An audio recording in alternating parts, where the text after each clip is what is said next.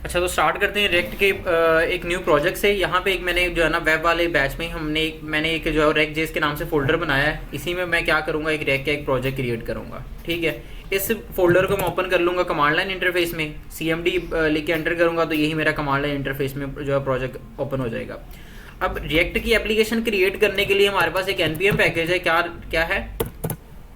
एक NPM package है, जिससे क्या हो सकता है, हमारी पूरी की पूरी जो है ना रिएक्ट की एप्लीकेशन सेटअप हो जाएगी। उस NPM पैकेज का नाम है क्रिएट रिएक्ट ऐप। क्या है? क्रिएट रिएक्ट ऐप के नाम से एक NPM पैकेज है जो कि हमारे लिए पूरी की पूरी रिएक्ट की एप्लीकेशन जो है वो सेटअप कर देगा। यहाँ पे आते हैं तो इसको इंस्टॉल किस तरह से करना है, NPM I create react app. ठीक है, और बाद में हमने इसके ज़रिए अपने क्या करना है, इसको एग्जीक्यूट करना है तो हमारी एप्लीकेशन क्रिएट हो जाएगी।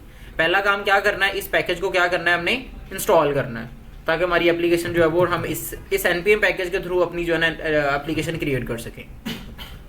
पहले इसको इंस्टॉल करते हैं, NPM I create react app, और हमने इसको ग्लोबली इंस्टॉल करना है। इसको एक बार ही हम करेंगे, ग्लोबली इंस्टॉल कर लेते हैं ताकि पूरी की पूरी हमारे पास बाद में भी अगर हम कोई रिएक्ट का प्रोजेक्ट क्रिएट करें तो हमें इसको बार बार इंस्टॉल ना करना पड़े। ग्लोबली मैंने इसको -G के साथ इंस्टॉल किया। NPM I create react app, ये हमारे पास एक NPM पैकेज है जो कि क्या करेगा, हमारे लिए रिएक्ट की एक एप्लीकेशन क्रिएट करेगा। अभी इसको इंस्टॉल करने से कुछ भी परफॉर्म एक्शन नहीं हुआ, क्योंकि ये सिर्फ हमारे लिए एप्लीकेशन क्रिएट करेगा। अब हमने इसी को क्या करना है, इसी NPM पैकेज को क्या करना है, एग्जीक्यूट करना है। क्या करना है, पहले हमने उसको अभी तक हमने सिर्फ यही समझा है कि हम डायरेक्टली क्या करते हैं, NPM पैकेजेस को इंस्टॉल ही कर सकते हैं NPM आई की कमांड से। हमारे पास एक कमांड है npx, क्या होती है, नोड पैकेज एग्जीक्यूट। क्या होता है, नोड पैकेज। जैसे हमारे पास NPM है ना, नोड पैकेज मैनेजर, उसके थ्रू हम NPM पैकेजेस इंस्टॉल कर सकते हैं, अनइंस्टॉल कर सकते हैं। इसी तरह से npx की कमांड के जरिए हम कोई भी जो इंस्टॉल्ड हमारे पास NPM पैकेज उसे क्या कर सकते हैं, एग्जीक्यूट कर सकते हैं। मैंने कहा जी npx क्रिएट, आगे उस NPM पैकेज का नाम कौन सा हमने NPM पैकेज इंस्टॉल किया, क्रिएट रिएक्ट -ऐप, और आगे स्पेस देके हमने अपनी एप्लीकेशन का क्या दे देना है, नेम। मैंने नेम दे दिया जैसे कुछ भी, माई ऐप। मैंने क्या दे दिया, माई ऐप के नाम से मैंने जो है ना एक एप्लीकेशन क्रिएट की। ठीक है, npx नोड पैकेज एग्जीक्यूट, कौन सा पैकेज एग्जीक्यूट किया, क्रिएट रिएक्ट ऐप, और आगे हमने दे देना है अपनी एप्लीकेशन का नेम। और ये नेम जो हमने एप्लीकेशन का देना है, ये इसमें कैपिटल लेटर नहीं आ सकते, इसमें स्पेस नहीं आ सकती, इसमें कोई स्पेशल कैरेक्टर नहीं आ सकता। ओके, जो आपने ये एप्लीकेशन का नेम देना है, यहाँ पे जो मैंने my-ऐप दिया है, इसमें कैपिटल लेटर्स अलाउड नहीं होते नेम में। नो डाउट आप बाद में चेंज कर सकते हैं, लेकिन जब आप एप्लीकेशन क्रिएट करते हैं तब जो है वो अलाउ नहीं है। यहाँ पे आपने स्मॉल कैप्स में सारा लिखना है, और स्पेस नहीं आ सकती, आप हाइफन यूज़ कर सकते हैं। चलो, तो यहाँ पे ये NPM पैकेज क्या करेगा, हमारे लिए पूरा का पूरा जो है ना रिएक्ट का प्रोजेक्ट जो है क्रिएट कर देगा। जो नाम है वही काम है, क्रिएट रिएक्ट ऐप, तो हमारे लिए रिएक्ट की एप्लीकेशन ही क्रिएट करेगा। अच्छा, यहीं पे रिएक्ट जेएस वाले फोल्डर में हमारे पास एक फोल्डर क्रिएट हो गया ऑटोमेटिकली माई ऐप के नाम से, जो यहाँ पे मैंने अपनी जो है वो एप्लीकेशन का नेम दिया था। इसके अंदर सारा का सारा हमारा रिएक्ट का प्रोजेक्ट क्या हो रहा है, सेटअप हो रहा है। अच्छा, एक्चुअल में जब हमने रिएक्ट या कोई भी आगे मतलब नोड के रिलेटेड जितनी भी NPM को यूज़ करते हुए कोई भी एक्शन परफॉर्म करना है, तो उसके लिए ये चीज़ तो कंपलसरी है कि हमारे सिस्टम में नोड इंस्टॉल होना चाहिए। ठीक है ना, ये बिल्कुल स्टार्ट में मैंने बता दिया था कि नोड हमारे सिस्टम में इंस्टॉल होना चाहिए, फिर ये जो है ना रिएक्ट वगैरह ये और ये जो है चीज़ें सारी की सारी जो है वो काम करेंगी।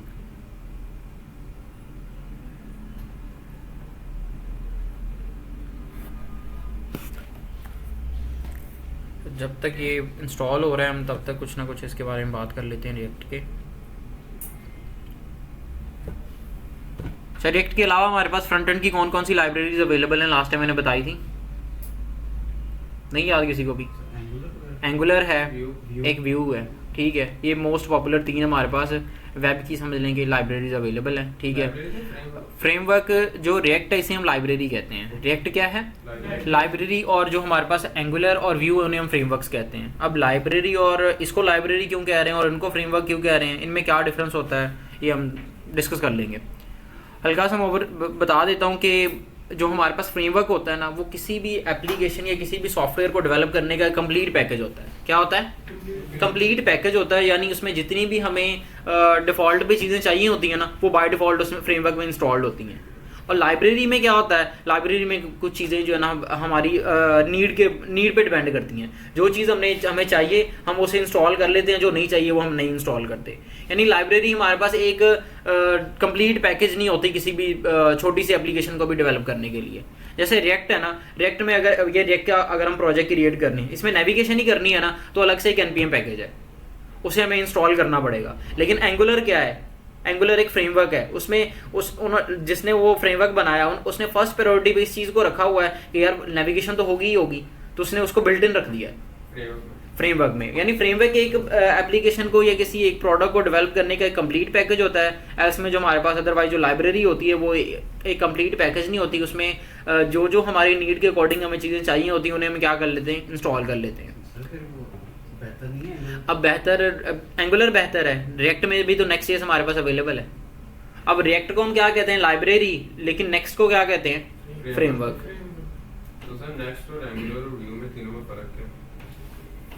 तीनों अलग अलग, बस फर्क तो कोई भी नहीं है। लाइब्रेरी बस हर कंपनी डिफरेंट है।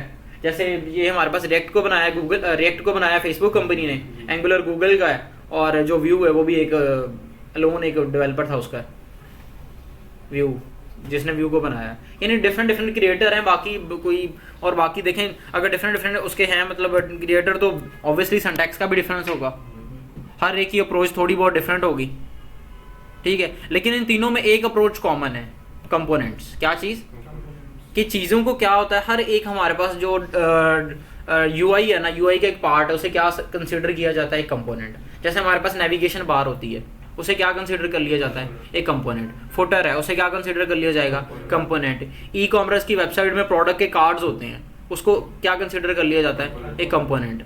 और उस एक बार किसी चीज़ को हम कंपोनेंट बना लें तो हर एक हमारे पास लाइब्रेरी में ये फीचर होता है, तो उसे हम क्या कर सकें, रीयूज़ कर सकें। क्या कर सकें, जैसे जितनी भी अगर आप अमेजोन पे जाएं तो जितनी भी उसमें आपको प्रोडक्ट के कार्ड नज़र आएंगे वो उन सबका एक ही डिज़ाइन होगा, सबका डिज़ाइन यही नहीं है। नो डाउट उसमें डेटा डिफरेंट होगा, लेकिन कार्ड का डिज़ाइन तो सेम ही है ना, कि पिक्चर ऊपर आ रही है, नीचे टाइटल आ रहा है, उससे राइट साइड पे प्राइस आ रही है, उससे नीचे ऐड टू कार्ड का बटन आ रहा है, तो एग्जैक्ट पूरी की पूरी ई कॉमर्स उसकी उनकी वो जो वेबसाइट में ना वो कार्ड का डिज़ाइन सेम ही रहेगा, उसके अंदर वो हर एक प्रोडक्ट का डेटा डिफरेंट होगा। तो जितनी भी हमारे पास जो फ्रंट एंड की लाइब्रेरीज हैं, इनमें क्या है कि इनमें रीयूजेबिलिटी पे ज़्यादा फोकस किया गया है कि अगर एक जो है वो एक चीज़ का लेआउट सेम है ना, चाहे इसका डेटा डिफरेंट है, तो उसको क्या बना लिया जाए, कंपोनेंट बना लिया जाए, ताकि उसको बार बार हम क्या कर सकें, रीयूज़ कर सकें, बार बार लिखना ना पड़े। जैसे जावास्क्रिप्ट में है, जावास्क्रिप्ट में अगर हम फंक्शन बना लेते हैं, अगर हमारे पास कुछ कोड है जो कि हमारी एप्लीकेशन में बार बार यूज़ हो रहा है, तो हम क्या करते हैं, उसे कंपोनेंट बना लेते हैं ताकि उसको बार बार रीयूज कर सकें। और क्या वो कंपोनेंट हर बार सेम एक्शन ही परफॉर्म कर रहा होता है, एक्शन सेम होता है, लेकिन क्या उसमें हम डेटा चेंज कर सकते हैं। जैसे अगर हमने एक सम का फंक्शन बनाया है तो उसमें क्या हर बार वो 2 और 3 को ही प्लस करेगा, हम उसमें आर्गुमेंट्स भेज के, ठीक है, तो उसकी जो आउटपुट को अपडेट कर मतलब अपडेट उससे जो है वो डायनामिक एक आउटपुट जो है वो रिसीव कर सकते हैं। तो इसी तरह से हमारे जितनी भी हमारे पास लाइब्रेरी में कंपोनेंट्स होते हैं उनमें भी क्या होता है, हम उसमें प्रॉप्स भेजते हैं। क्या भेजते हैं, यहाँ पे जिनको हम फंक्शन में जिनको हम आर्गुमेंट्स कहते हैं, इधर हम लाइब्रेरीज में जो हम कंपोनेंट्स बनाते हैं, ठीक हो गया, फंक्शनल कंपोनेंट्स वो भी होते हैं, उनको हम क्या कहते हैं, प्रॉप्स। यानी हम प्रॉप्स भेजते हैं, यानी अगर मैंने एक प्रोडक्ट का कार्ड बना लिया तो उसमें अब मुझे हर बार सेम प्रोडक्ट तो नहीं ना चाहिए उस कार्ड में, कभी उसमें कोई प्रोडक्ट चाहिए, कभी कोई इलेक्ट्रॉनिक की बात करें तो कभी उसमें मुझे एसी चाहिए, कभी फैन चाहिए, हर एक प्रोडक्ट के कार्ड में, ठीक है, लेकिन लेआउट तो सेम होगा ना, प्रोडक्ट की कार्ड का लेआउट तो सेम होगा। तो मैं वो जो उसमें डेटा भेजूंगा ना कि अभी ये पिक्चर डिस्प्ले कर दो, अभी ये पिक्चर डिस्प्ले कर दो, उनको हम किसके जरिए भेजेंगे, अपडेट करवाएंगे, प्रॉप्स के जरिए। किसके जरिए, प्रॉप्स हम उसमें भेजेंगे ताकि हमें डायनामिक जो है वो डेटा मिल सके। ये जो हमने प्रोजेक्ट क्रिएट किया था रिएक्ट का, ये रिएक्ट जेएस वाला फोल्डर था, उसके अंदर माई ऐप के नाम से प्रोजेक्ट क्रिएट हो गया है। इसको मैं ओपन कर रहा हूँ VS कोड में और इसको स्टडी करते हैं कि इसमें कोई भी चीज़ है बिल्कुल स्टार्ट पे जब उसको लर्न करना स्टार्ट करते हैं तो चीज़ें हमें 100% समझ नहीं आ रही होती। कोई भी चीज़ हमें मतलब 100% नहीं समझ आ रही होती, तो थोड़ा टाइम लगता है, जब हमें समझ आने लग जाती है फिर हमें उसके जो है ना मेन बेनिफिट तब हमें उसके समझ आते हैं कि इसका बेनिफिट क्या है। अभी शायद थोड़ी सी चीज़ें आपको लगें कि ये फालतू चल रही हैं, ठीक हो गया, लेकिन थोड़ी देर में आपको समझ आ जाएगा कि इनका फ़ायदा ही था। ठीक है, अब ये जो हमने प्रोजेक्ट क्रिएट किया है रिएक्ट का, इसमें कुछ देखें तो एक्चुअल में रिएक्ट क्या है। रिएक्ट और आगे जितने भी हम नोड के रिलेटेड जितने भी हम काम करेंगे, एक्चुअल में ये एक नोड का प्रोजेक्ट ही नज़र आ रहा है ना, कि इसमें नोड मॉड्यूल्स हैं, इसमें क्या है हमारे पास ये पैकेज डॉट जेसन है, package dot log dot JSON है। तो क्या समझ आ रहा है कि एक नोड का प्रोजेक्ट है, क्या है, एक नोड की एप्लीकेशन है बनी बनाई, ये जो जिसे हमने ये किया है। अच्छा, एप्लीकेशन को स्टार्ट करने के लिए मैंने लास्ट टाइम आपको बताया था कि पैकेज डॉट जेसन में क्या होती हैं, कुछ स्क्रिप्ट्स अवेलेबल होती हैं। यहाँ पे ये देखें, यहाँ पे ये कुछ डेटा ऑलरेडी लिखा हुआ है। अच्छा, डिपेंडेंसीज में क्या हमारे पास अवेलेबल होती हैं चीज़ें, वो वाली npm पैकेजेस जिनको हमने क्या किया होता है, इंस्टॉल किया होता है। अब यहाँ पे कुछ हमारे पास npm पैकेज हमें बिल्ट इन इंस्टॉल्ड मिले हैं। जैसे हमारे पास ये 3 जो रिएक्ट की टेस्टिंग की लाइब्रेरीज हमें बाय डिफॉल्ट इंस्टॉल्ड मिली हैं। एक रिएक्ट मिला है, एक रिएक्ट डॉम, रिएक्ट स्क्रिप्ट्स, और ये रिएक्ट स्क्रिप्ट्स तो मैंने पहले भी आपको शायद नहीं, बल्कि ये नहीं, उसके अलावा हमें ये वेब वाइटल्स, ये कुछ हमें डिपेंडेंसीज क्या मिली हैं, बिल्ट इन इंस्टॉल्ड मिली हैं। ठीक है, और अगर हम रिएक्ट का प्रोजेक्ट खुद से क्रिएट करना चाहें तो इनको हम मैनुअली भी एक प्रोजेक्ट क्रिएट करके ना, इन लाइब्रेरीज को 1 बाय 1 इंस्टॉल करके तो मैनुअल भी कर सकते हैं, लेकिन वो टाइम टेकिंग होगा। इसलिए हमारे पास जो npm पैकेज है क्रिएट रिएक्ट ऐप वाला, उसने ये हमारे लिए खुद ही कर दिया सब कुछ। और जो क्रिएट रिएक्ट ऐप है वो वाला जो npm पैकेज वो अपडेटेड है रिएक्ट वालों की तरफ से, यानी उसको वो अपडेट करते रहते हैं। यानी बिल्ट इन अगर उन्होंने कोई चीज़ ऐड करनी है तो क्रिएट रिएक्ट ऐप वाले npm पैकेज में वो बिल्ट इन उसका फीचर रख देंगे कि यार जब क्रिएट रिएक्ट ऐप एक नया प्रोजेक्ट क्रिएट करे तो वो क्या कर दे, इसको भी बिल्ट इन इंस्टॉल कर दे। यानी अगर वो चाहें कि यार मोंगोज या कोई भी कोई लाइब्रेरी है, जैसे मेरे पास कोई टोस्टिंग की लाइब्रेरी है रिएक्ट हॉट टोस्ट नोटिफिकेशन के लिए, वो रिएक्ट में बिल्ट इन होनी चाहिए, तो वो क्या करेंगे, उसको क्रिएट रिएक्ट ऐप में बिल्ट इन बना देंगे। तो जब हम क्रिएट रिएक्ट ऐप से अपना न्यू एक प्रोजेक्ट क्रिएट करेंगे तो वो भी हमें बिल्ट इन इंस्टॉल्ड मिल जाएगी। यानी ये जो क्रिएट रिएक्ट ऐप है ये हमारे लिए बिल्ट इन जो बेर मिनिमम चीज़ें हैं वो सारी की सारी इंस्टॉल कर देगा। डिपेंडेंसीज आ गई, उसके अलावा हमारे पास ये क्या है, स्क्रिप्ट्स अवेलेबल हैं, जिसमें एक स्क्रिप्ट है स्टार्ट, बिल्ड, टेस्ट और हमारे पास ये इजेक्ट। लेकिन मेनली हमारे पास हम किसको फिलहाल के लिए यूज़ करेंगे, स्टार्ट को। ये आगे स्टार्ट किसको हिट कर रहा है, एक npm पैकेज जो ऊपर इंस्टॉल्ड है रिएक्ट, उसको हिट करके स्टार्ट कर रहा है। यानी ये रिएक्ट का अपना इंटरनल वर्किंग मैकेनिज्म है, इसको हमें नहीं समझना।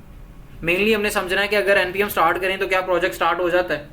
रिएक्ट स्क्रिप्ट्स आगे बिहाइंड द सीन क्या कर रहा है उसको हमें अंडरस्टैंड नहीं करना। जैसे हमने मोंगोज को नोड में स्टडी किया कि मोंगोज के जरिए डेटाबेस के साथ कम्युनिकेशन होती है, आगे वो कैसे किस तरह से कमांड्स एक्सचेंज हो रही है, क्या उनको हमने स्टडी किया, हमने देखा जी हाँ जी जो हम कमांड बस परफॉर्म कर रहे हैं वो हो रही है, दैट्स इट। ठीक है, तो हमने ज़्यादा उसको डीप उसमें नहीं गए। तो इसको मैंने यहाँ पे ओपन कर लिया कमांड लाइन इंटरफेस। अब कौन सी स्क्रिप्ट थी, npm स्टार्ट, और यहाँ पे वैसे तो npm run start complete command है, क्योंकि स्क्रिप्ट का नाम स्टार्ट है तो हम रन को स्किप कर सकते हैं, ये मैंने बताया था। स्क्रिप्ट जिस स्क्रिप्ट का नाम जो है वो स्टार्ट हो उसमें हम रन को स्किप कर सकते हैं। अगर स्क्रिप्ट का नाम होता डेव, क्या होता, तो फिर हमें रन डेव लिखना पड़ता, यानी ये फिर रन हमारे लिए क्या था, कंपलसरी था, क्योंकि स्क्रिप्ट का नेम जो है वो स्टार्ट नहीं था। जब हम नेक्स्ट स्टेज का प्रोजेक्ट क्रिएट करते हैं तब हमारे पास जो बाय डिफॉल्ट स्क्रिप्ट होती है वो डेव होती है, तो फिर उसमें हम रन भी लिखते हैं, उसमें हम लिखते हैं। यहाँ पे ओनली मैं क्या कर देता हूँ npm स्टार्ट, तो हमारा जो है रेक का प्रोजेक्ट क्या हो जाएगा, स्टार्ट हो जाएगा। अब इसमें ऑलरेडी हमारे पास वो फीचर सारे के सारे इनेबल हैं। कौन कौन से, जैसे हमारे पास इसमें ऑटोमेटिक ही हमारे पास एप्लीकेशन किसी पोर्ट पे ओपन हो जाएगी, ऑटोमेटिक ही वो हमारे पास जो हम नोटबोन से चीज़ें कर रहे थे, नोटबोन क्या कर रहा था, जब भी कुछ सेव होता था क्या कर देता था, चेंजेस कर देता था। इसमें रिएक्ट में ऑलरेडी वो भी हुआ है, ऑटो सेव भी है, मतलब ऑटो सेव तो हमने लगाया हुआ है, वो जो हमारे पास हॉट रीलोडिंग वाला फीचर है वो भी इसमें लगा हुआ है। ये किसी पोर्ट पे रन होगा, यानी एक्सप्रेस जेएस के थ्रू हमने अपनी एप्लीकेशन को एक पोर्ट पे रन किया था, इसमें वो भी हुआ है। हमारी application by default he 3000 port पे ओपन हो जाएगी। देखिए यहाँ पे एप्लीकेशन किस पोर्ट पे ओपन हो गई, बाय डिफॉल्ट ही 3000 पे। और रिएक्ट में ये भी फीचर उन्होंने रखा हुआ है कि अगर हम npm स्टार्ट की कमांड ओपन कर रन करें तो ऑटोमेटिक उसको ब्राउजर में भी ओपन कर देना है। तो देखिए मैंने आके ब्राउजर में नहीं लिखा मैनुअल लोकल होस्ट 3000, उसने ऑटोमेटिक ओपन कर दिया है। समझ आ रही है चीज़ें। लेकिन अगर मैं मुझसे बंद हो जाए तो फिर क्या करना है मुझे, फिर मैनुअल फिर ओपन कर लें, क्योंकि एप्लीकेशन तो चल ही रही है ना। ठीक है, ये देखें अब ये जो रिएक्ट की बिल्ट इन हमारे पास ये जो जितना हमारे पास ये जो कोड आया हुआ है ये कहाँ पे बता रहा है, वो कह रहा है कि सोर्स वाली डायरेक्टरी में हमारे पास कौन सी फाइल एक पड़ी हुई है, ऐप डॉट जेएस की फाइल पड़ी है उसको एडिट करें और क्या कर दें, सेव कर दें, और ये अपने आप क्या हो जाएगा, रिलोड हो जाएगा। इसको राइट साइड पे रखते हैं और इसको अपने कोड को लेफ्ट साइड पे रख के हम चलते हैं। सोर्स के अंदर हमारे पास एक फाइल पड़ी हुई है ऐप डॉट जेएस की, इसमें जाते हैं और इसमें ये जो कुछ कोड लिखा हुआ है, इसमें क्या लिखा हुआ है जी, जी सर।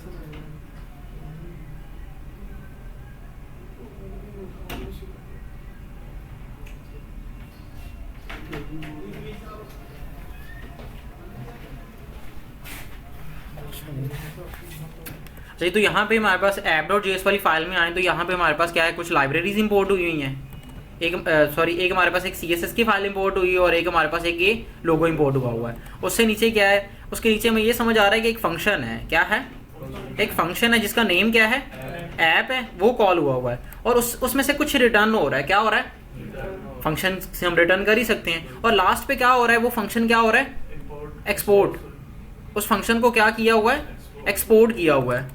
तो इसको इंपोर्ट कर, ठीक है, क्या चीज़, इसको इंपोर्ट कर, इसको इंपोर्ट किधर किया हुआ है ये समझ, इसको इंपोर्ट किया हुआ है index.js वाली फाइल में।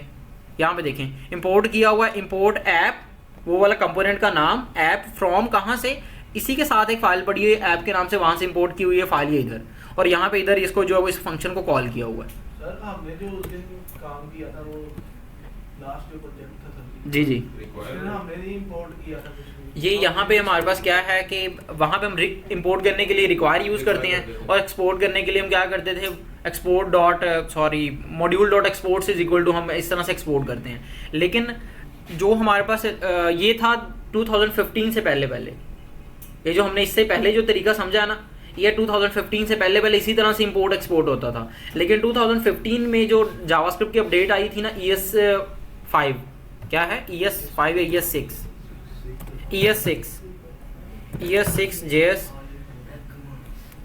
अपडेट, उसमें ये जो इसको जो है ना सिंटैक्स अपडेट कर दिया गया था, ECMAScript 6, और ये कब आई थी, 2015 में जावास्क्रिप्ट जो अपडेट आई थी उसमें ये जो है ना, ये जो इंपोर्टिंग और एक्सपोर्टिंग वाला जो सिंटैक्स है इसको चेंज कर दिया गया था। और इसमें जो रिएक्ट में ये जो हमारे पास ये जो हमें सिंटैक्स नज़र आ रहा है ना, ये अपडेटेड है। इसमें अगर आपने इंपोर्ट करना है तो हम ऊपर इंपोर्ट ही लिखते हैं, यानी रिक्वायर नहीं करते, काम वही होने वाला है, ठीक है। और एक्सपोर्ट करने के लिए हमारे पास मॉड्यूल डॉट एक्सपोर्ट भी है और हमारे पास एक्सपोर्ट डिफॉल्ट भी होता है, यानी सिंटैक्स ही डिफरेंट हुआ है, बाकी काम वही है, इंपोर्ट एक्सपोर्ट वही हो रहा है। अच्छा, यहाँ पे अब इसको अगर मैं ऐप डॉट जेएस में जाके कुछ चेंज करूँ, ये रिटर्न के अंदर अब देखें फाइल हमारी कौन सी है, जावास्क्रिप्ट की है, ठीक है, मतलब जेएस की है, और इसके अंदर लिखा ये क्या नजर आ रही है, HTML लग रही है ना, यानी जावास्क्रिप्ट की फाइल में ही हमने HTML लिखी हुई है। ओके, पहले जब हम जावास्क्रिप्ट की फाइलें क्रिएट करते थे उसमें क्या होता था, ऐसे उसमें अगर हमने जावास्क्रिप्ट लिखनी भी होती थी, HTML लिखनी भी होती थी, तो उसे हम स्ट्रिंग में लिखते थे या टेम्पलेट लिटरल में लिखते थे, जिसमें हमें सजेशन नहीं आ रही होती थी। लेकिन यहाँ पे देखें, यहाँ पे अगर मैं कोई टैग बनाऊँ ना, एक तो मैं ये हेडर के अंदर ये जो HTML लिखी है अगर खत्म कर दूँ और इसके अंदर एक H1 बनाऊँ, ठीक है, ये देखें प्रॉपर ऑटो कंप्लीशन हो रही है, और इसमें अगर मैं लिख दूँ हेलो वर्ड, तो देखें ये देखो हेलो वर्ड आ गया। उसी 3000 पोर्ट पे मैंने बस सेविंग ऑटो सेव लगाया हुआ है, हॉट रिलोडिंग के जरिए वो मेरा डेटा जो इधर जो है वो शो हो गया है। अच्छा, अब हम थोड़ा सा डीपली समझते हैं कि रिएक्ट किस तरह से काम कर रही है। ओके, ये तो हमने बस देखा कि बस चल रहा है चीज़ें, लेकिन किस तरह से चल रही हैं, क्योंकि अगर कोई मसला बन जाए तो हमें ठीक भी तो करना है इसे। तो अगर मसले को ठीक करने के लिए हमें समझना पड़ेगा कि ये रिएक्ट का ये जो फ्लो है ये किस तरह से काम कर रहा है। ओके, इसके लिए मैं क्या करता हूँ, जो फालतू चीज़ें ना सारी की सारी जिनको समझना अभी के लिए ज़रूरी नहीं है उनको मैं डिलीट कर रहा हूँ। ओके, क्या कर रहा हूँ मैं, यहाँ पे ये index.js को छोड़ के बाकी जितनी भी फाइल है उनको मैं क्या कर रहा हूँ, रिमूव कर रहा हूँ। जब हमें ज़रूरत पड़ेगी तो 1 by 1 हम इन्हें क्रिएट कर लेंगे। एक मैंने सोर्स के अंदर एक ही फाइल छोड़ी, कौन सी, index.js। अब index.js में यहाँ पे एक ऐप इधर इंपोर्ट हो रही है, या CSS की फाइल इधर इंपोर्ट हो रही है, वो तो मैंने डिलीट कर दी है। तो इधर से भी इंपोर्टिंग को मैं क्या कर देता हूँ, ख़त्म, ताकि एरर ना आए। उसके अलावा ये ऐप यहाँ पे कॉल हो रही है, ये ऐप वाला कंपोनेंट जो इधर इंपोर्ट हुआ था इधर क्या हो रहा है, कॉल हो रहा है। तो मैं यहाँ पे इसको खत्म करके क्या कर देता हूँ, एक H1 लिख देता हूँ। उसमें क्या लिख दिया मैंने, हेलो वर्ल्ड। उसके बाद इसके अलावा हम जाते हैं ये पब्लिक वाले फोल्डर में। कौन से पब्लिक वाले फोल्डर में हमारे पास क्या क्या पड़ा हुआ है, एक फेव आइकन पड़ा हुआ है, एक ये लोगो पड़ा हुआ है। इनसे कोई फर्क तो नहीं ना पड़ता क्योंकि ये तो बस एक ये लोगो है, एक manifest.json की फाइल है, एक robots.txt की फाइल है। इन सभी को मैंने क्या कर दिया, रिमूव कर दिया। मेनली मैंने पब्लिक के अंदर एक फाइल छोड़ी, कौन सी, index.html। पब्लिक में index.html है और सोर्स के अंदर index.js है। सर ये बैकएंड और वो फ्रंट एंड पब्लिक नहीं, रिएक्ट पूरी की पूरी फ्रंट एंड की लाइब्रेरी है। रिएक्ट किसकी लाइब्रेरी है, इससे बैकएंड नहीं बनेगा। इसका आगे जो फ्रेमवर्क है नेक्स्ट ईयर उससे बैकएंड भी बन जाएगा। अच्छा, अब आप कहेंगे ये है रिएक्ट है, ठीक है, और इसमें ये नोड भी चल रहा है, तो बैकएंड क्यों नहीं बना सकते, क्योंकि लाइब्रेरी में है फीचर ही इतने फिलहाल। इसका आगे जो फ्रेमवर्क है नेक्स्ट ईयर उसमें साथ बैकएंड भी अवेलेबल है, उधर ही हम बैकएंड बनाएंगे, उधर ही फ्रंट एंड बनाएंगे। फिलहाल के लिए रिएक्ट में सिर्फ और सिर्फ रिएक्ट किसकी लाइब्रेरी है, फ्रंट एंड की। किसकी, जावास्क्रिप्ट की है, साथ साथ हमारे पास किसकी है, फ्रंट एंड की लाइब्रेरी है, यानी ओनली इससे फ्रंट एंड ही फिलहाल के लिए बनेगा। अच्छा, फ्रंट एंड किस तरह से बनेगा, इसी को हमने थोड़ा सा, अच्छा पब्लिक वाले फोल्डर में जाएं तो हमारे पास ये एक क्या है, HTML का कोड है। मैंने सारा उठा दिया, सिर्फ और सिर्फ बेसिक मैंने टेम्पलेट वो जो है वो बॉयलर प्लेट का कोड वो सिर्फ लिख लिया। इसमें सिर्फ H1 में लिख दिया कुछ भी, मैंने क्या लिख दिया, लेट सपोज होम पेज मैंने लिख दिया।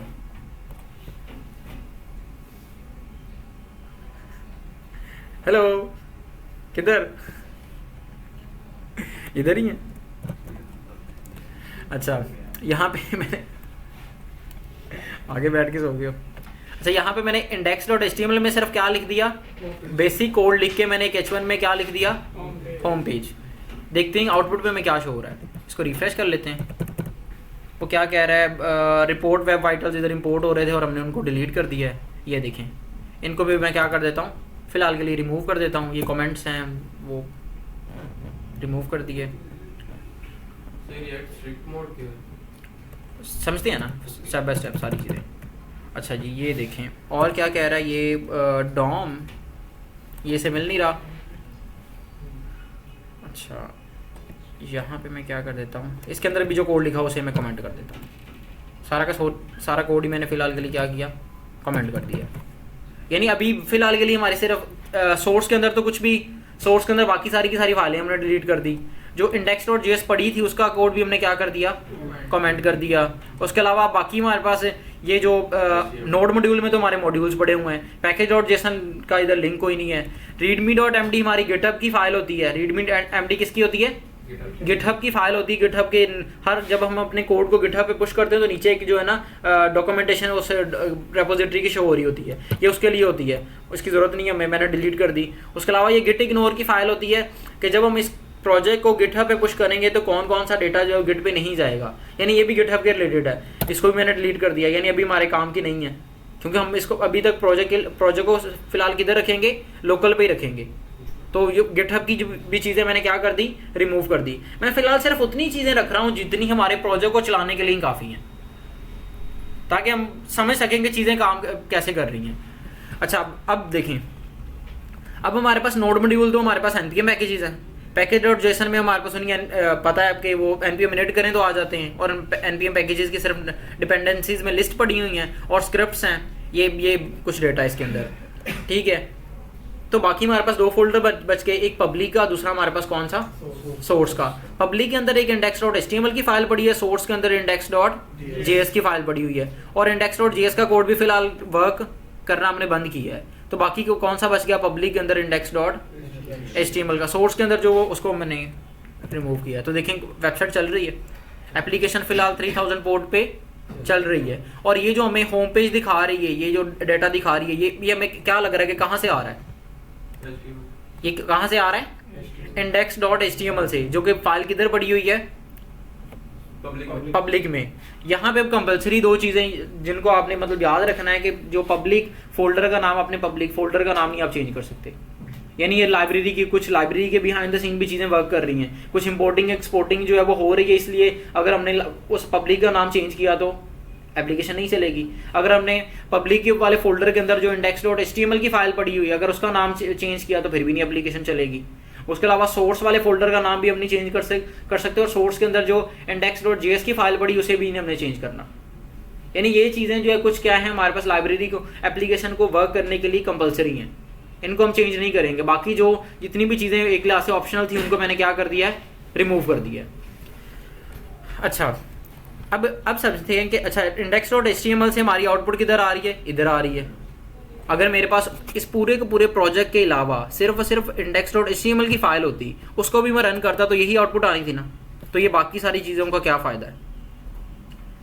क्या मैं कह रहा हूँ कि अगर मेरे पास सिर्फ और सिर्फ index.html की फाइल होती और कुछ भी ना होता तो फिर भी तो मुझे आउटपुट यही आनी थी, तो फिर ये बाकी सारी चीज़ों का क्या फ़ायदा है? ये तो हमने इतना तो हमने वेरी फर्स्ट डे ही देख लिया था कि ये किस तरह से होना है। तो बाकी अब समझते हैं कि ये जो हमारे पास सोर्स के अंदर ये जो index.js है इसका हमें क्या फ़ायदा है। यहाँ पे एक तो ये रिएक्ट इम्पोर्ट हो रही है, उसको मैंने उठा दिया। ये स्क्रिप्ट जो स्ट्रिक्ट मोड है उसको भी फिलहाल मैंने क्या कर दिया, रिमूव कर दिया। सिर्फ ये कुछ जो है ना बेसिक जो है वो कोड, ये जो लाइनें इनको सिर्फ मैंने रखा। इतने कोड को सिर्फ हमने स्टडी करना है। यहाँ पे क्या हो रहा है, एक लाइब्रेरी में से जो है ना इम्पोर्ट रिएक्ट डॉम इम्पोर्ट हो रहा है। कहाँ से? React DOM slash client. ये एक npm पैकेज है। कौन सा है? एक npm पैकेज है। यहाँ पे ये इधर है, इधर अवेलेबल है। इसका वर्जन फिलहाल 18 इंस्टॉल हुआ है, रिएक्ट डॉम इंस्टॉल हुआ ठीक है। उसको उसमें से हमने किस चीज़ को इंपोर्ट किया हुआ है, रिएक्ट डॉम को इंपोर्ट किया हुआ है। और नीचे रिएक्ट डॉम का एक मेथड है क्रिएट रूट का। रिएक्ट डॉम का क्या मेथड है? एक क्रिएट रूट का मेथड है, उसको हमने कॉल किया हुआ है। ये ओनली वन टाइम पूरी की पूरी एप्लीकेशन में ये एक दफ़ा ही होना है। तो इसको बस थोड़ा सा ओवरव्यू ले लें, गो थ्रू कर लें। बाकी सारी की सारी चीज़ें जो है ना उनका इनसे लिंक नहीं होगा, लेकिन थोड़ा सा इसको अंडरस्टैंड कर लें। यहाँ पे क्रिएट रिएक्ट डॉम के अंदर हमारे पास कौन सा मेथड है?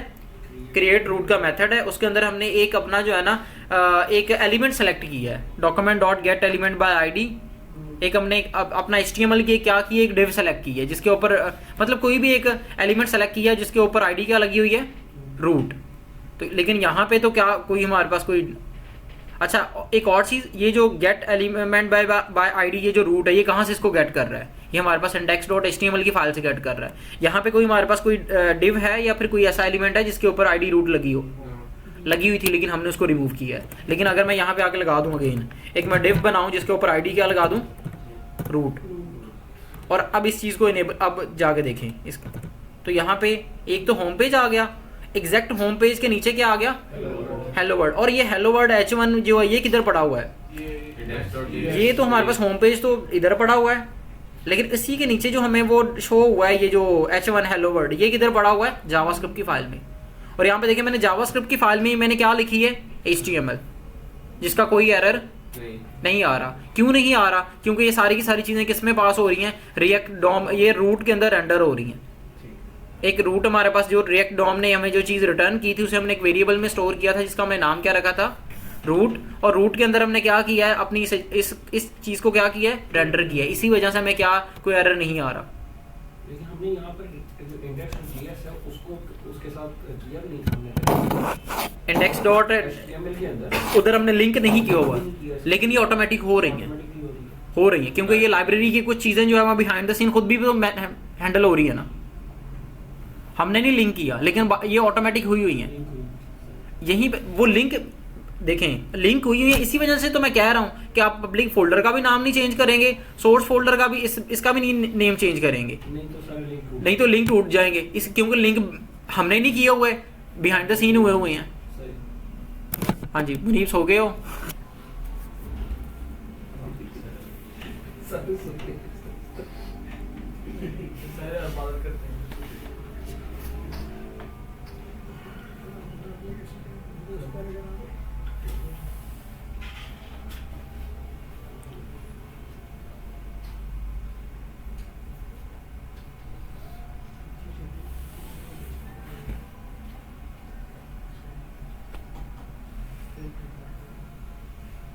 जो हमने ETS के अंदर चीजें लिखी थी आसपास वो भी जरूरत नहीं रहेगी।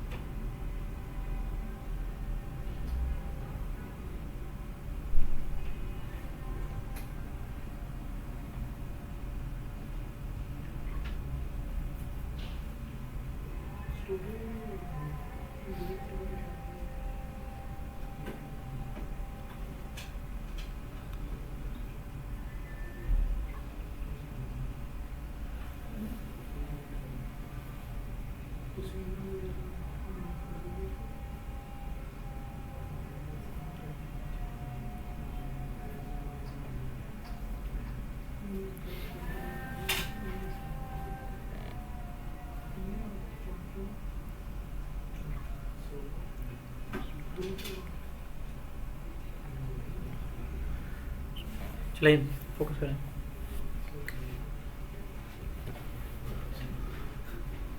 थक जाए भाई, आप भी मोबाइल बंद कर दें, इधर फोकस करें थोड़ी देर, ये बस फिर क्लास एंड हो। अच्छा यहाँ पे देखें, यहाँ पे एक तो हमने ये लाइब्रेरी इंपोर्ट की और यहाँ पे इसी को रेक डॉम के ज़रिए हमने क्या किया, एक क्रिएट रूट के ज़रिए हमने एक अपनी index.html वाली फाइल में से एक एलिमेंट को सेलेक्ट किया, क्योंकि उस एलिमेंट के ऊपर आईडी रूट लगी हुई थी, तो हमने उसको किसके ज़रिए सेलेक्ट कर लिया, गेट एलिमेंट बाय आईडी के ज़रिए। यहाँ पे आप सेलेक्टर कुछ भी चेंज कर सकते हैं, लेकिन बाय डिफ़ॉल्ट अगर get element by ID root लगा हुआ है तो इट मीन्स वो प्रेफरेबल है। वैसे मैं चेंज कर सकता हूँ, यानी अगर मैंने आईडी यहाँ पे आर कर दी तो यहाँ पे जब मैं गेट करूँगा एलिमेंट को तो वहाँ पे भी क्या लगाऊंगा, आर ही लगाऊंगा, गेट एलिमेंट बाय आईडी में आर ही लिखूंगा, ठीक है। फिर भी देखिएगा चीज़ें सही चल रही हैं, क्योंकि वो जस्ट आईडी है, ठीक हो गया। अब ये समझते हैं कि एक्चुअल में अगर इसको इंस्पेक्ट करें तो देखें कि इसमें आउटपुट में क्या क्या चीज़ें में आ रही हैं। यहाँ पे ये तो सारा कोड वही है जो हमारे पास index.html में पड़ा हुआ है। बॉडी में आए तो index.html में हमने एक h1 लिखा था जिसपे क्या लिखा था, होम पेज। उसी के नीचे हमने क्या बनाई थी, एक डिव जिसपे आईडी क्या लगाई थी, आर, ठीक है। इसके अंदर देखें तो क्या आया है, वो वाला h1 जो हमने उस रूट के अंदर क्या किया है, रेंडर किया है।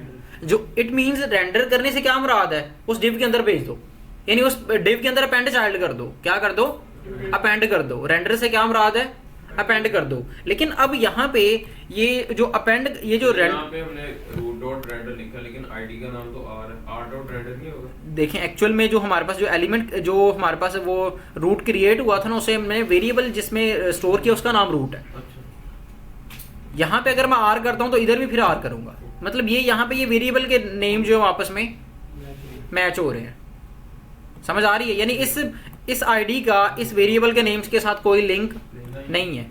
अगर इसको मैं क्या दूं, लेट्स सपोज वर्चुअल डॉम, क्या मैं रख लूं कि ये हमारा एक वर्चुअली समझ लेंगे डॉम है, डॉम क्रिएट हो रहा है, क्या क्रिएट हो रहा है, तो यहाँ पे भी मैं क्या पास करूंगा, वर्चुअल डॉम डॉट रेंडर।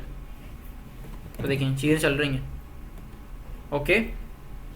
यानी रेंडर करने से क्या मुराद हमने समझी कि उसके अंदर क्या हो रहा है, अपेंड हो रहा है डाटा। लेकिन ये जो अपेंड हो रहा है ना, अब यहाँ पे हमारे पास बहुत सारे हमारे पास ना न्यू फीचर्स हमारे पास अवेलेबल है। यानी यहाँ पे इसी HTML के अंदर ही रहते हुए मैं जावास्क्रिप्ट लिख सकता हूँ, विद इन HTML टैग्स ही मैं क्या लिख सकता हूँ, जावास्क्रिप्ट लिख सकता हूँ। जैसे मैं यहाँ पे लिख दूँ अगर 2+2 में लिख दूँ तो क्या होगा, नहीं हुआ, 4 नहीं हुआ, यानी उसने उसको जावास्क्रिप्ट कंसीडर नहीं किया। तो सिर्फ और सिर्फ अगर हमने अब देखें थोड़ा सा डिफरेंशिएट तो उसे करना करके बताना है ना, जैसे हम टेम्पलेट एडिटर में बता रहे हैं कि यार ये जावास्क्रिप्ट है और ये क्या है, टैग है। तो जिसको हमने उसको जावास्क्रिप्ट कंसीडर करवाना है ना, ओनली बस उसे किस में लिख देना है, पेयर ऑफ कर्ली ब्रेसेस में, टेम्पलेट लिटरल नहीं, बस सिर्फ कर्ली ब्रेसेस।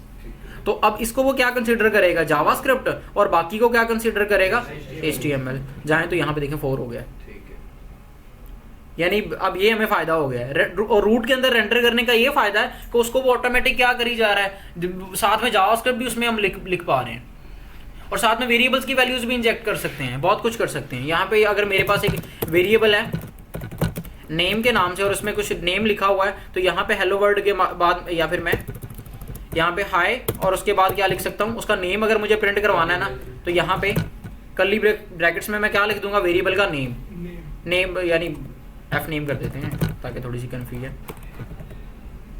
यहाँ पे देखिए एफ नेम, तो अब देखें हाई के बाद ऑटोमेटिक वो यहाँ से क्या उठा लेगा, अली, ओके। अच्छा क्या हम H1 के नीचे एक मैं क्या लगाता हूँ, एक H2 लगाता हूँ, क्या लगाता हूँ, H2। तो हमें एक एरर आ गया। एरर इसलिए आया क्योंकि जब हम रेंडरिंग करवाते हैं तो एट अ टाइम हम एक ही टैग को रिटर्न करवा सकते हैं। क्या करवा सकते हैं, तो फिर ये तो बड़ा मसला है, यानी जितने टैग्स उतने रेंडर नहीं। पता क्या, यहाँ पे हम क्या करेंगे, एक आउटर बना के डिव, बाकी सारा का सारा डेटा उसके अंदर रख देंगे। एक डिव बना के सारा का सारा उसके अंदर, या लेट्स सपोज मैंने क्या बनाई, एक मेन के नाम से क्या बना ली, एक डिव, कुछ भी बना सकते हैं। मेन मैंने वैसे यूज कर लिया वो जो हमारे पास होता है सिमेंटिक टैग होता है बिल्ट इन, यहाँ पे डिव भी हो सकती थी, कुछ भी हो सकता था, लेकिन मैंने वैसे मेन को यूज कर लिया। देखें एरर रिजॉल्व हो गया। यानी रेंडर के अंदर जिस तरह से हम रिटर्न एट अ टाइम एक ही एलिमेंट को करवा सकते हैं ना, रेंडर भी क्या करवा सकते हैं, एक ही एलिमेंट को रेंडर करवाया जा सकता है। अगर मल्टीपल करवाने तो क्या करें? उस एलिमेंट के अंदर सिबलिंग्स नहीं, सिबलिंग उसके अंदर सिबलिंग हो सकते हैं, लेकिन जो रूट एलिमेंट है ना उसका सिबलिंग कोई नहीं होगा। जो पेरेंट है वो सिंगल एलिमेंट रिटर्न होगा, बाकी सारे के सारे उसके अंदर आएंगे। क्लियर हो गया? ठीक है, ये इस तरह से, ये तो हमने दूसरा रूल समझा। ये वो जो 80% कॉन्सेप्ट है उधर लिखे हुए थे ना फर्स्ट पेज के, ये उनको हम स्टडी कर रहे हैं कि हम जावास्क्रिप्ट लिख सकते हैं, लेकिन किसमें? पेयर ऑफ कर्ली ब्रेसेस में। हम एलिमेंट्स को मल्टीपल एलिमेंट से रिटर्न करवा सकते हैं, लेकिन किस तरह से? एक सिंगल में इनक्लोज करवा के। मल्टीपल JSX एलिमेंट्स क्या करवा सकते हैं? हम रिटर्न करवा सकते हैं। अच्छा, एक और चीज यहाँ पे हम क्या कर सकते हैं अलग से भी, जैसे चीज़ों को मैंने क्या बताया, लाइब्रेरीज में क्या होता है, हम कैटेगराइज करते हैं। क्या करते हैं? चीज़ों को कैटेगराइज कर सकते हैं, यानी नैबर अलग से पड़ी होगी, फुटर अलग से पड़ा होगा, और हर एक को क्या हम कंसिडर करवाएंगे? एक अलग से कंपोनेंट है। क्या है?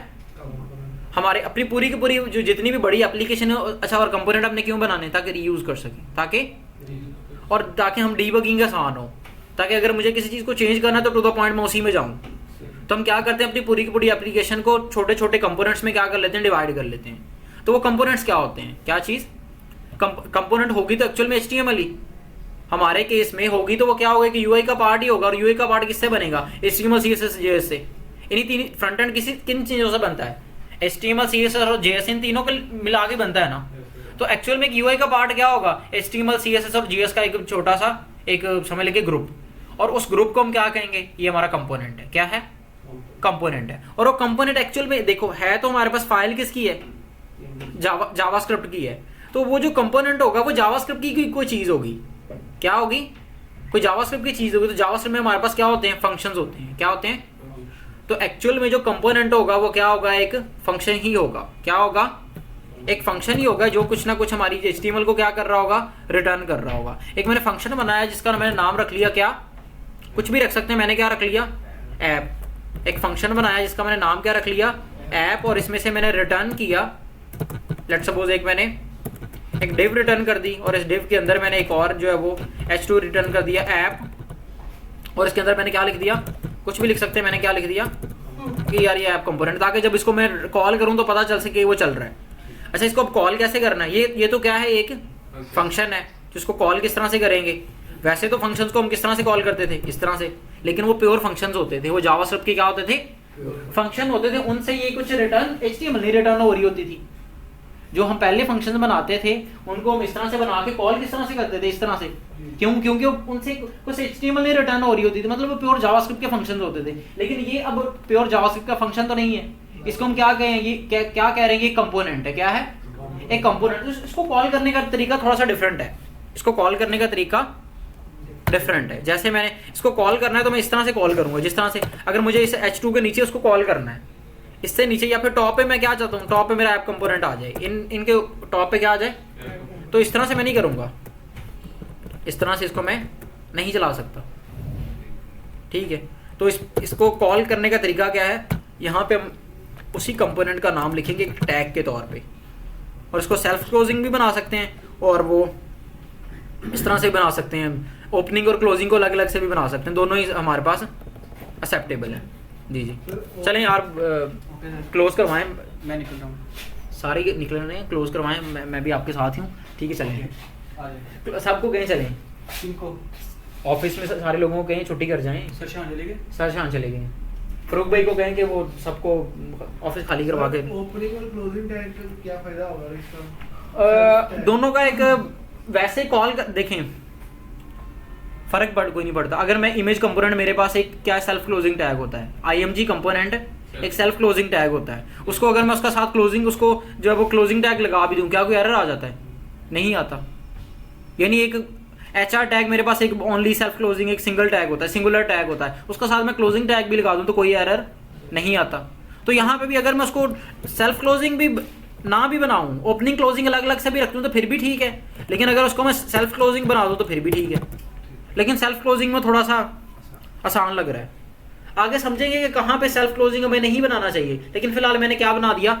उसे सेल्फ क्लोजिंग बना लिया। यहाँ पे टैग का मैंने नेम क्या रखा है? जो ऊपर कंपोनेंट का नेम है, वही उसको हम क्या कह रहे हैं? ये हमारे पास क्या है? ये एक कंपोनेंट है। क्या है? एक कंपोनेंट है और इसका नाम क्या है ऐप। तो यहाँ पे मैंने जब उसको कॉल किया तो तब भी मैंने क्या लिखा है ऐप। अच्छा, अब जिसको चेक करते हैं क्या ये चल रहा है, देखें ऐप कंपोनेंट चल रहा है यहाँ पे। वो ये होम पेज एक तो मैं इंडेक्स से हटा देता हूँ ताकि हमें वो, इसको हटा दिया तो अब सिर्फ क्या चीज़ें आएंगी जो उधर से आ रही हैं, जो जावास्क्रिप्ट से आ रही हैं, यानी HTML बाय डिफॉल्ट खुद भी कुछ नहीं सेंड करेगा, ये देखें। उसके अलावा ये जो मैं बाकी भी ये वाली दोनों लाइनें अगर कमेंट कर दूं तो अब सिर्फ क्या चीज़ शो होगी, ऐप कंपोनेंट वाला डेटा, ये वाला कि ये ऐप कंपोनेंट जो भी चीज़ रिटर्न कर रहा है, देखें चल रहा है ऐप कंपोनेंट। इस तरह से कॉल कर दी, फुटर बनाया, इस तरह से कॉल कर दिया। अब क्योंकि ये फंक्शन है जी, इसको कॉल भी एक फाइल में करना है ना, नहीं आगे नहीं, आगे हम समझेंगे, ज़रूरी नहीं है। हमारा पूरी एप्लीकेशन का एक फ्लो बनेगा। यानी अब यहाँ पे ये बात आती है कि क्या जिस तरह से हम बैकएंड पे हमने समझा था कि बैकएंड में सारा का सारा कोड index.js में लिखा जा सकता है, लेकिन हमने मॉडल्स राउट्स के फोल्डर अलग अलग से क्यों बनाए, ताकि चीज़ों को कैटेगराइज कर सकें, आसान कर सकें। हमने बैकएंड में मॉडल्स राउट्स अलग अलग से बनाए थे, तो इधर भी सारा का सारा कोड index.js में लिखा जा सकता है, लेकिन हम नहीं लिखेंगे। चलें करवा दें क्लोज। लेकिन हम नहीं सारा का सारा कोड index.js में नहीं लिखेंगे। क्यों? क्योंकि चीज़ों को कैटेगराइज करना है, अलग अलग से हम जो चीज़ों को रखेंगे ताकि समझना आसान हो। ठीक है, यहाँ पे हमने उस ऐप वाले कंपोनेंट को इधर क्या कर दिया, कॉल कर दिया, तो देखें इधर आउटपुट पे मुझे शो हो रहा है। अब इसको कंपोनेंट बनाने का क्या फ़ायदा हुआ, ये डायरेक्ट मैं H2 इधर भी तो लिख सकता था। अब इसको मैं रीयूज जितनी बार मर्जी कर सकता हूँ। उसको मैंने कितनी बार 5-6 बार कॉल कर दिया तो उतनी बार देखें वो कंपोनेंट आ गया। अब उसमें क्या था, सिर्फ और सिर्फ एक H1 था, H2 था। अगर इसके अंदर जितना मर्जी डेटा होता, साथ एक पैराग्राफ भी होता, यानी मैं ये बस आपको बताना चाह रहा हूँ कि इसमें बहुत सारा कंपोनेंट एक बड़ा होता। ठीक है, इसमें इमेज भी होती, बहुत सारा डेटा होता। ठीक है, एक पैराग्राफ है जिसमें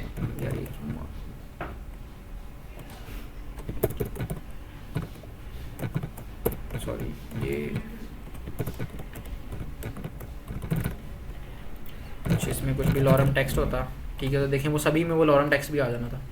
जितनी बार हम फंक्शन को कॉल कर रहे हैं उतनी बार ही उसके नीचे अगर मैं एक HR भी लगा दूं तो वो सभी में वो HR भी आ रही है। जितनी बार मैं फंक्शन को कॉल कर रहा हूँ उतनी बार ही वो कोड रन हो जा रहा है, इंस्टेड कि मैं उसको बार बार उतनी कोड को लिखूँ। ये मैंने एक बार, और अगर मुझे चेंज करना है तो यहीं से मैं चेंज करूँगा, जैसे कंपोनेंट्स कर दूंगा तो सभी जगहों पर क्या हो जाएगा, कंपोनेंट्स हो जाएगा। हाँ जी, समझ आई कि कंपोनेंट बनाने का हमें क्या फ़ायदा। पहला हमने फ़ायदा समझा कि हम इसको रीयूज़ कर सकते हैं, आगे और भी हमें बहुत सारे बेनिफिट होंगे। और एक तो और JSX के अंदर रेंडर जब हम कर रहे हैं, और इसके अंदर भी हम कर सकते हैं, इसके अंदर भी हम वही जावास्क्रिप्ट लिख सकते हैं। ऐप कंपोनेंट, इसके ऊपर अगर मैं लिख दूँ कुछ जावास्क्रिप्ट भी लिख दूँ, ठीक है, 2+4 तो ये पेयर और कर्ली ब्रेसेस में, तो ये यहाँ पे वो 6 कैलकुलेट, मतलब जावास्क्रिप्ट भी एग्जीक्यूट हो रही है। हाँ जी, क्लियर है काफ़ी आज के लिए। जी जी, ओके।